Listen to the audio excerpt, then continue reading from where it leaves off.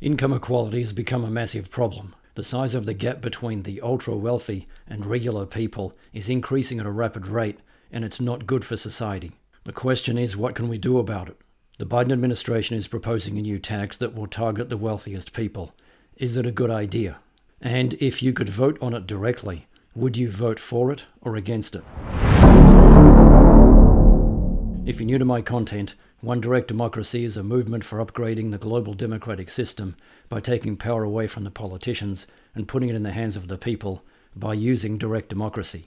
It'll also eliminate left and right-wing politics. I've created the technology and a plan for how to make it work. If you want to learn more, check out the links in the description.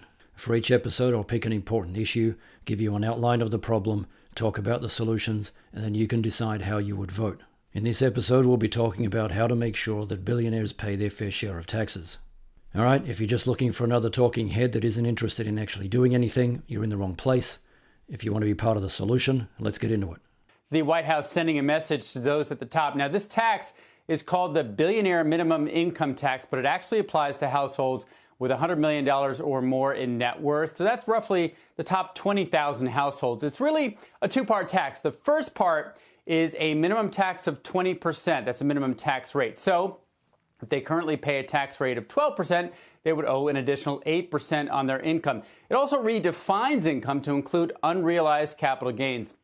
So each year they would pay up to 20% on the increase in the value of stock or a business, even if they never sold. Now, they would have several years to pay this tax. So if a stock goes up 1 year and down the next, they would get a credit against the future payment stream. Okay, let's get clear about how this would work.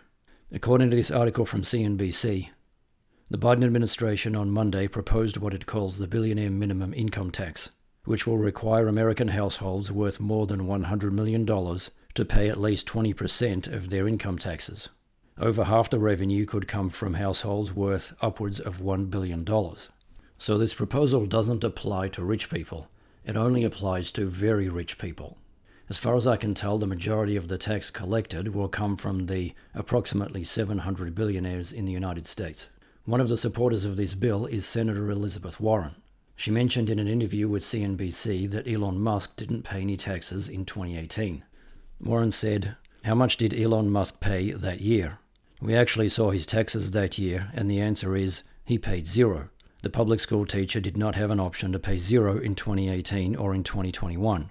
Warren was citing a ProPublica investigation that found Musk paid $0 in 2018 federal income taxes.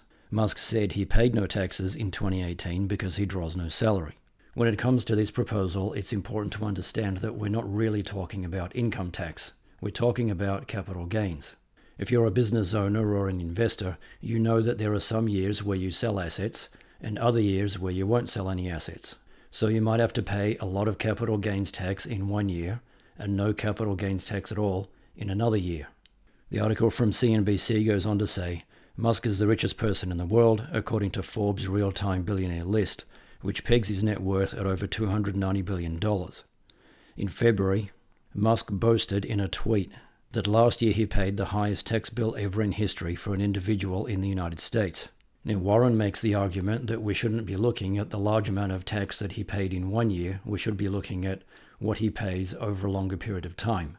Regarding Musk's massive tax bill, around $11 billion in 2021, after he sold $14 billion in Tesla stock that year, Warren argued that Musk paid very little in past years, which is not an option for most Americans. Then Warren went on to explain that Musk did not create his wealth alone. She said, "I'm happy to celebrate success, but let's remember, Elon Musk didn't make it on his own. He got huge investments from the government, from taxpayers, from those public school teachers, and those minimum wage workers who've been paying their taxes all along to get that business up and running and help see it through tough times." Okay, so what is Warren referring to when she talks about huge investments from the government and from taxpayers? The Massachusetts Democrat was referring to the billions of dollars in US government grant funding, subsidies and incentives that for years have helped two of Musk's companies, Tesla and SpaceX. Electric cars and commercial space travel were anything but sure bets in the early years. But now, Tesla has a stock market value of more than $1 trillion, and SpaceX is one of the most valuable private companies in the world. So this is a good point that relates to Elon Musk. He did benefit from investment and tax incentives from the government. But I'm also an entrepreneur, and I can tell you that I have not received $1 in investment or tax incentives from any government anywhere in the world. So this argument does apply to Musk, but it does not apply equally across the board to all entrepreneurs. Okay, so let's look at an example of how this proposal could work. The people at CNBC applied these rules to a hypothetical scenario involving Mark Zuckerberg. So let's take as an example Mark Zuckerberg, because that stock has been all over the place. He was worth $128 billion at the end of last year. So for 2021, he would owe 20% of that, or $25 billion of that total, as a one-time tax. Now going forward, he only pays for the annual change based on the stock price. This year, he's down $41 billion, so he gets a credit of $8 billion, leaving him with a $17 billion balance with the IRS. Now, if he ever sold his stock, these payments would be credited toward his future capital gain. So in effect, this is more like a prepayment of capital gains rather than an additional wealth tax or an annual wealth tax. The White House says the plan would raise $360 billion over 10 years. Half of the revenue would come from America's 720 billionaires. And I would bet most of that comes from just a handful of these tech guys that have just accrued huge unrealized gains over their lifetime. So this is my personal view on this. The increasing income gap is unsustainable for society, and it does need to be addressed, and billionaires should pay more in taxes. But taxing unrealized capital gains can be very complicated, and it can end up with a lot of unintended consequences. My preference is to use a very large estate tax that only allows billionaires to pass a very small percentage of their wealth onto their families. They can choose between paying the tax or putting the money into a charity. But the charity will need to have very strict guidelines that make it impossible for the family members to get rich from the charity.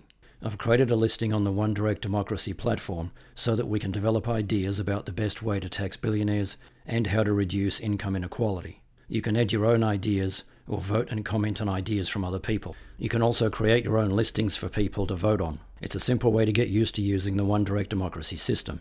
The links are in the description. So that's a summary of the key issues. If this proposal from the Biden administration became a bill in Congress and you could vote on it directly, would you vote for it or against it? Let me know in the comments.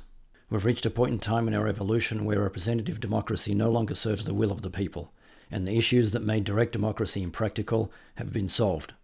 That's why I created One Direct Democracy. It's a movement for upgrading the global democratic system by taking power away from politicians and putting it in the hands of the people with direct democracy.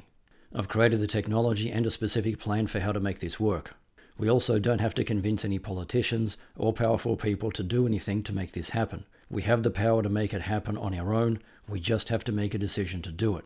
If you're new to all of this and you have no idea what I'm talking about, check out the other videos on my channel and the links in the description. Direct democracy is the purest form of democracy. Representative democracy is an outdated, blunt instrument.